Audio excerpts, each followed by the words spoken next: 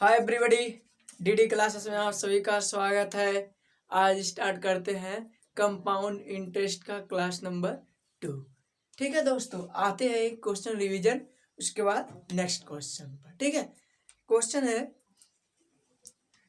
1000 की धनराशि 10% चक्रवृद्धि ब्याज की दर पर 3 वर्षों में कितनी हो जाएगी। अब ध्यान से देखिएगा दोस्तों, 3 वर्षों में बात कहा है, प्रिंसिपल दे रखा है 1000 रुपये, रेट दे रखा है 10%, टाइम दे रखा है 3 वर्ष। इस टाइप के सवाल को हम कैसे सॉल्व करें, मैंने पिछली क्लास में बताया था। जो भी विद्यार्थी मेरा पहला क्लास अटेंड किए होंगे उन्हें समस्या नहीं होगा। देखिए, 3 वर्ष के लिए हमें 3 चीना खींचना है। ठीक है दोस्तों, 10% का मतलब होता है 1/10, यानी जो धनराशि है उसी का 1/10 निकालना है। तो हम अगर 1000 का 1/10 निकालेंगे तो कितना मिलेगा, 100 मिलेगा।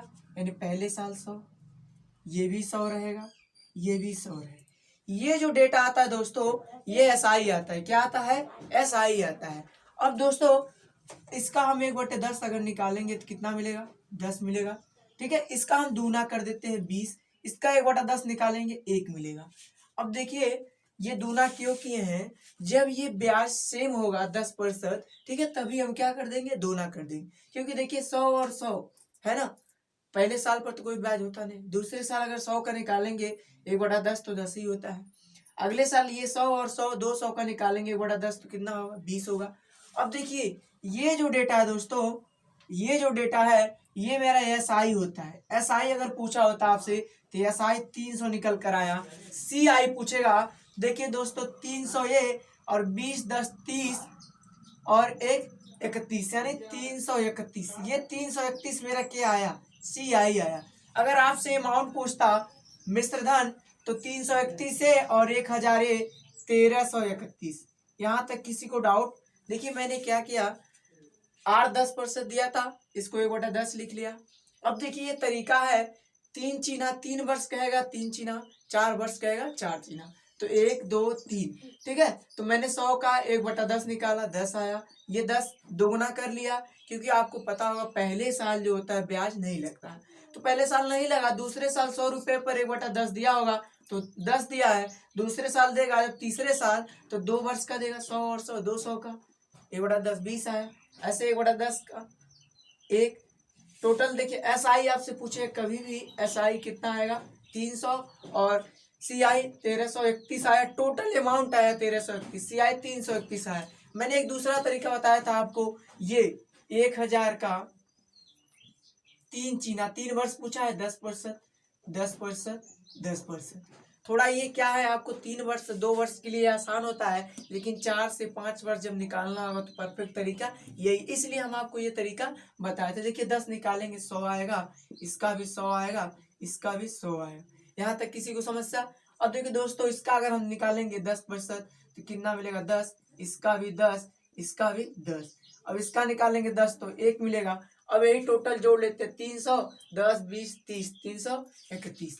यहाँ तक किसी को समस्या? अब आते हैं दोस्तों नेक्स्ट टाइप क्वेश्चन। अब आते हैं दोस्तों नेक्स्ट टाइप क्वेश्चन।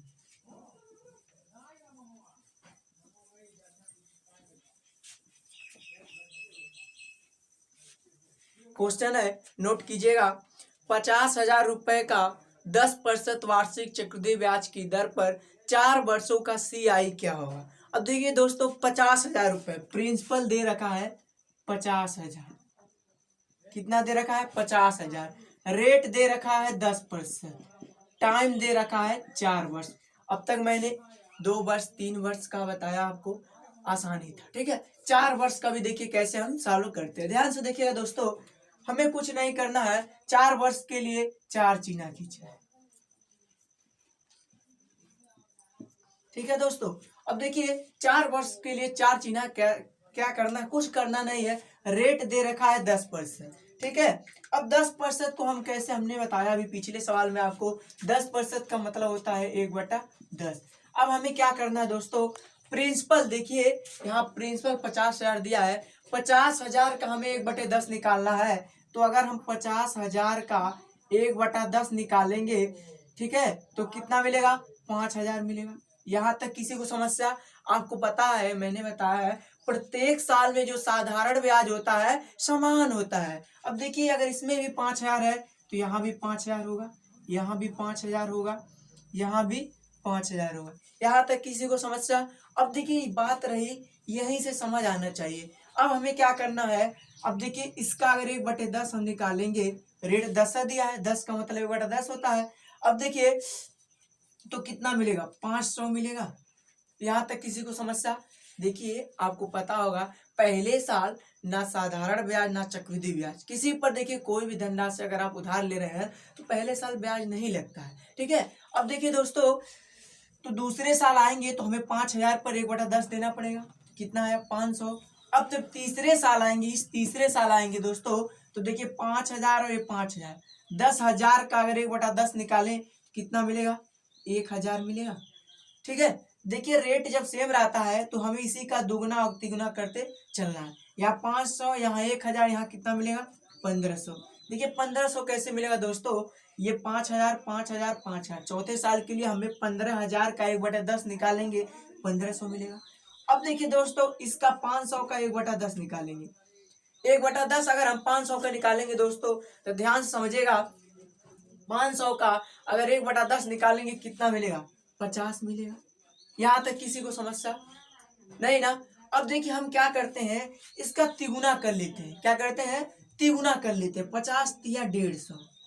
अब इसका 1/10 निकालेंगे, इसका 1/10 निकालेंगे कितना मिलेगा? 5 मिलेगा। अब देखिए बहुत अच्छा तरीका है दोस्तों, आशा करते हैं ये जो टाइप है आपको सीआई में कभी भी समस्या नहीं होगा। अब देखिए यहाँ तो 1/10 आपको समझ में आया होगा, 500 कैसे आया, 1,000 कैसे आया, 1,500 कैसे आया, और ये भी 1/10 50 आया। यहाँ तक किसी को डाउट? अब देखिए 1,000 और ये 1,500 का चौथे वर्ष के लिए निकालेंगे हम, 1,500 का 1/10 निकालेंगे 150 आएगा, इसलिए यहाँ 50 का 1/10 निकालेंगे 5 आएगा। एक बार और आते हैं प्रोसेस कैसे मैंने किया, ध्यान से समझिएगा। देखिए 10% का मतलब होता है दोस्तों 1/10, 10% का मतलब होता है 1/10। अब देखिए हमें क्या करना है, पहले प्रिंसिपल का 1/10 निकाले, पहले साल के लिए 5,000, ऐसे दूसरे साल के लिए 5,000, तीसरे साल 5,000, चौथे साल 5,000।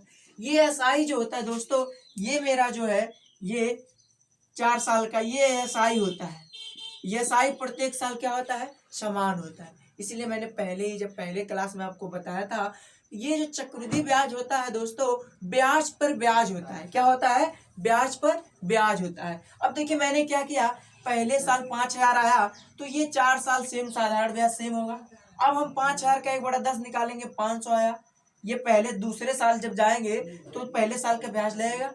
अब देखिए तीसरे साल जाएंगे, ठीक है। अब देखिए 500 500 1,000 का, ठीक है। अगर हम ये 5,000 है, ये 5,000 है, अगर इसका 1/10 निकालेंगे 10,000 का कितना आएगा? 1,000 आएगा, ठीक है। अब दोस्तों अब हमें अगर चौथे साल पर जाना है तो इन दोनों तीनों का ब्याज देना है। 1,500 का अगर 1/10 निकालेंगे, ठीक है, सॉरी 15,000 का अगर 1/10 निकालेंगे 1,500। ऐसे मैंने क्या किया दोस्तों, इसका 1/10 निकाला 50 आया। अब ये 500 और 1,000 को जोड़कर 1,500 का 1/10 निकाला 150 आया। ऐसे 50 का 1/10 निकाला 5 आया। अब देखिए आपसे साधारण ब्याज अगर पूछा होता तो हम साधारण ब्याज बराबर कह सकते कितना है? 20,000, ठीक है। और सीआई पूछा है चक्रवृद्धि ब्याज, तो 20,000 ये हो गया, 1,500 और 10, 25 से 5 30, 3,000 ये 23,000, और ये 205 यानी 23,205। यहाँ तक किसी को डाउट? अमाउंट पूछता आपसे, मिश्र धन पूछता तो हमें क्या करना, 23,205 को 50,000 में जोड़ देना है, यानी अमाउंट बराबर हो जाएगा 50 और 23 73,205। यहाँ तक किसी को समस्या? ये बहुत अच्छा तरीका है दोस्तों सीआई निकालने का।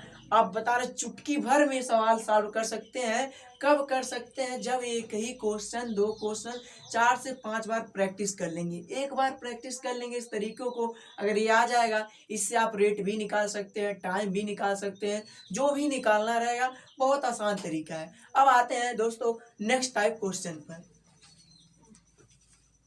दोस्तों नेक्स्ट टाइप क्वेश्चन,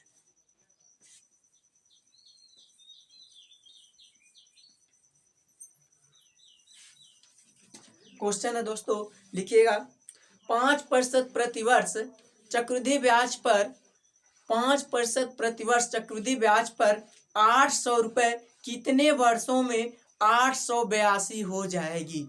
अब देखिए 800 रुपये है, 882 हो जाएगी, कह रहा है 800 रुपये 882 हो जाएगी कितने वर्षों में। दर दे रखा है दोस्तों 5%। अब आपसे सवाल इस टाइप का पूछेगा, देखिए समय पूछा है, टाइम पूछा है, टाइम कैसे निकालेंगे। ठीक है दोस्तों, अब देखिए हम कैसे सॉल्व करते हैं, ध्यान से बने रहिएगा। अब देखिए हमें आर पता है, आर बराबर 5% दे रखा है, तो इसको हम लिख सकते हैं 5% को क्या लिख सकते हैं 1/20 लिख सकते हैं कि नहीं।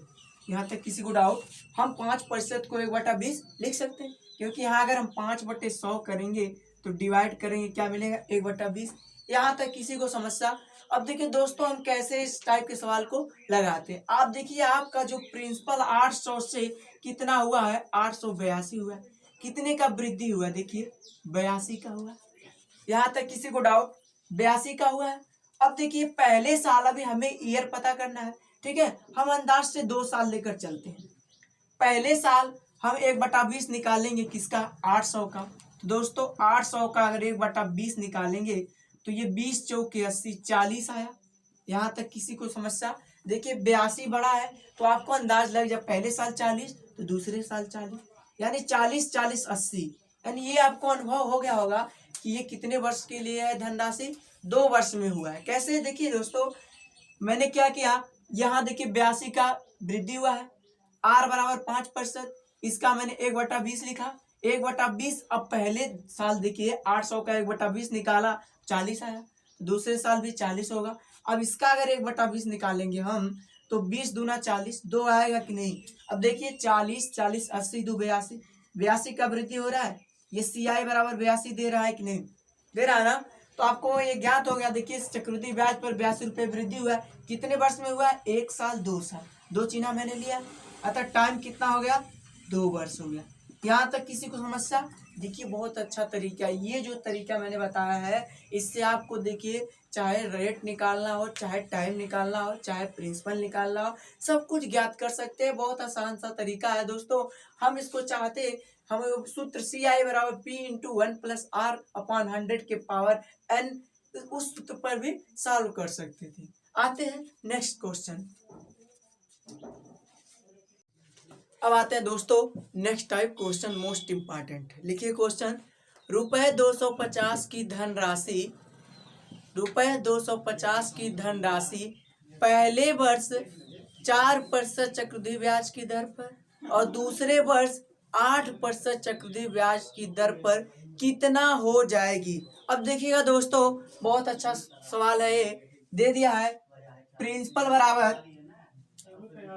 बराबर 250 रुपये। प्रिंसिपल कितना दिया दोस्तों 250 रुपये। अब देखिए रेट में जो है पहले साल दे रखा है 4% और दूसरे साल दे रखा है 8%। आपसे CI पूछ रहा है, क्या पूछ रहा है दोस्तों CI। अब देखिएगा CI कैसे हम निकालेंगे, ठीक है। देखिए मैंने बताया था पहले ही क्लास में आपको, एक अच्छा तरीका जब 2 वर्ष निकालना हो या 3 वर्ष निकालना हो। देखिए 250 रुपये है, प्रिंसिपल दे रखा है, पहले साल देखिए 4% और दूसरे साल 8%, ठीक है। अब हम 250 का अगर 4% निकालेंगे तो कितना आएगा 10 आएगा। ऐसे हम 250 का 8% निकालेंगे तो कितना मिलेगा 20 मिलेगा। यहाँ तक किसी को कोई समस्या। अब दोस्तों पहले वाले वर्ष पर, ठीक है, दूसरे वर्ष के लिए हमें 8% लगाना होगा। देखिए 8% का लगाएंगे, अगर 8 निकालेंगे 10 का 8% निकालेंगे तो कितना आएगा 10.8। यहाँ तक किसी को समस्या। अब हम सबको जोड़ लेंगे तो 250 और ये 20 और 30 280, 280.8, ये क्या निकल कर आया हमारा CI। यहाँ तक किसी को समस्या। अब देखिए जो दूसरा तरीका था उस तरीके से भी हम सॉल्व कर सकते, कैसे। अब देखिएगा 2 वर्ष के लिए हमें 2 चिन्ह खींचना है। यहाँ तक किसी को कोई समस्या। पहले साल देखिए 4% का मतलब क्या होता है दोस्तों, 4% का मतलब होता है 1/25, ठीक है। 4% का मतलब होता है 1/25। तो मैंने बोला था अगर रेट सेम दिया होता है तो दोनों साल के लिए हम एक ही रेट पर यहाँ पर दोनों डेटा रख लेते, लेकिन यहाँ रेट पहले साल के लिए 4% है और दूसरे साल के लिए 8% है। तो हम 4% का मतलब 1/25 लिख सकते हैं, यानी पहले साल अगर प्रिंसिपल का 250 का 1/25 निकालेंगे तो दोस्तों कितना आएगा, 10 आएगा। यहाँ तक किसी को समस्या? अब देखिए ये जो 10 है, ठीक है, पहले साल के लिए आया। अब 8% दिया है ना, तो 8% बराबर दोस्तों हम लिख सकते हैं 8/100, या लिख सकते हैं 4 से काटेंगे 4 दूना 8, 4 25 है या 100, 2/25 लिख सकते हैं। यहाँ तक किसी को डाउट? अब हम अगर 250 का 2/25 निकालेंगे, ध्यान से देखिए, 250 का 2/25 निकालेंगे, 25 से कम 25, 10 दूना 20, यानी दूसरे साल जो निकल कर आया ब्याज कितना आया, 20 आया। अब किसी को समस्या? अब देखिए दोस्तों, अब इसका हम कितना निकालेंगे, 2/25, कितना निकालेंगे, 2/25। अब देखिए 2/25 निकालें, क्योंकि 8% है ना, दूसरे साल रेट 8% है ना। अब इसका 10 का 2/25 जब हम निकालेंगे तो मेरा मान कितना आएगा, 10.8 है। किसी को समस्या? देखिए अगर निकालना हो 10 गुणे 2/25, 10 दूना 20/25, इसको हम लिख सकते हैं 10.8, यानी देखिए 10 और 20 30, यानी 30.8 लिख सकते हैं। यहाँ तक किसी को डाउट नहीं ना? ये मेरा क्या आया, CI आया। क्या आया, CI आया। प्रिंसिपल दे रखा है 250, तो अमाउंट अगर याद करना हो तो कितना मिलेगा, 280.8 मिलेगा, ठीक है, 280.8।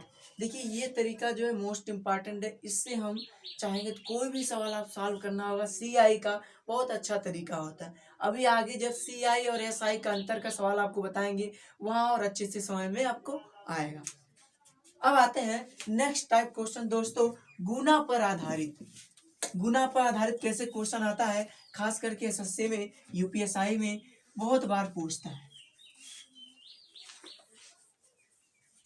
दोस्तों ध्यान समझिएगा, गुना पर आधारित कैसे क्वेश्चन पूछता है। क्वेश्चन एक लिखिए, कोई धनराशि चक्रवृद्धि ब्याज पर 5 वर्षों में दोगुनी हो जाती है।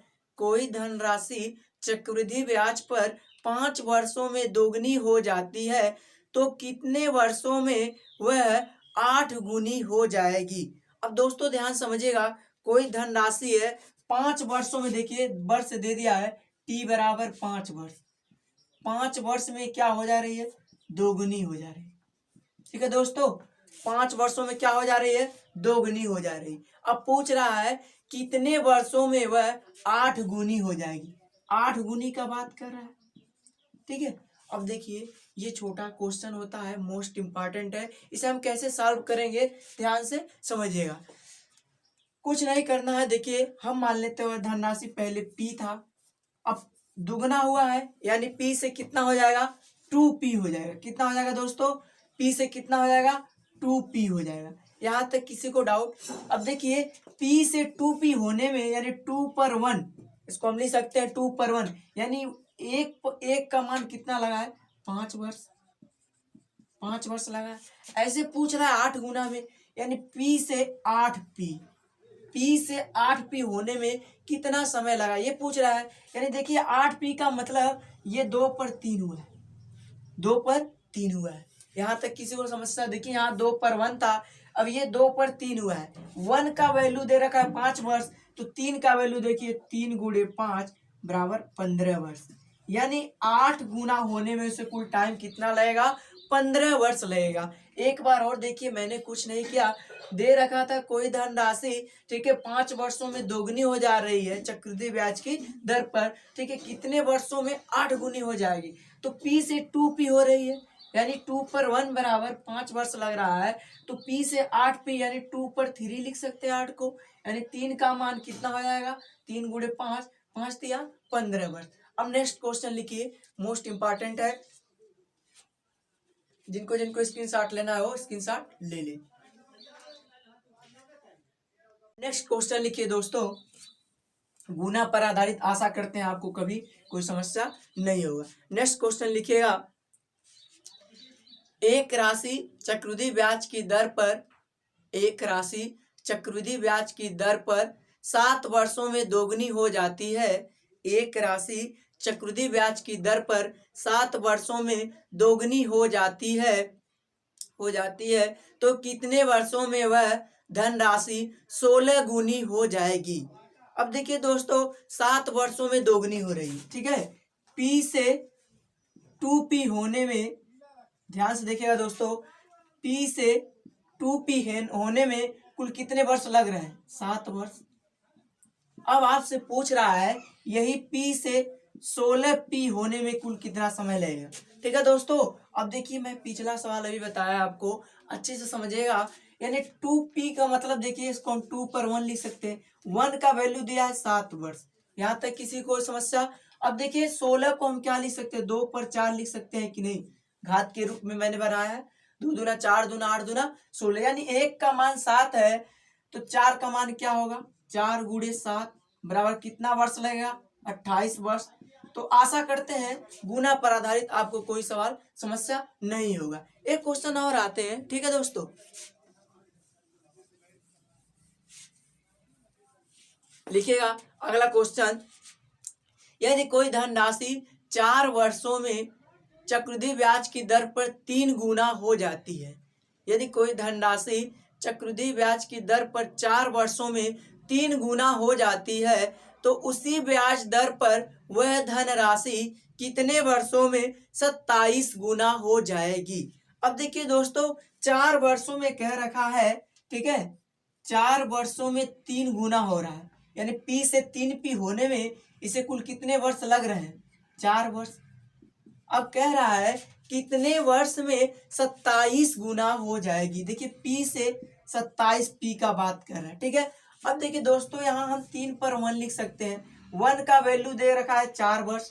यहाँ तक किसी को समस्या? बहुत अच्छा तरीका है, हमें 100 मानने की आवश्यकता नहीं है, सेकेंडों में हम सॉल्व कर सकते हैं इस टाइप के सवाल को। अब देखिए दोस्तों 27 को हम क्या लिख सकते हैं? 3 पर 3, 3 पर 3 लिख सकते हैं, यानी 3 पर 3 लिख सकते हैं। यानी 1 का मान 4 है तो 3 का मान क्या हो जाएगा? 3 गुणे 4 बराबर 12 वर्ष। यानी 27 गुना होने में उसे कुल कितना टाइम लगेगा? 12 वर्ष लगेगा। दोस्तों आशा करते हैं गुना पर आधारित जीवन में कभी भूल नहीं सकते हैं। अब आते हैं नेक्स्ट टाइप क्वेश्चन पर।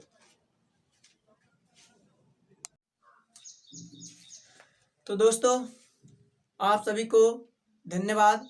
मिलते हैं अगले क्लास में कंपाउंड इंटरेस्ट का लेकर के।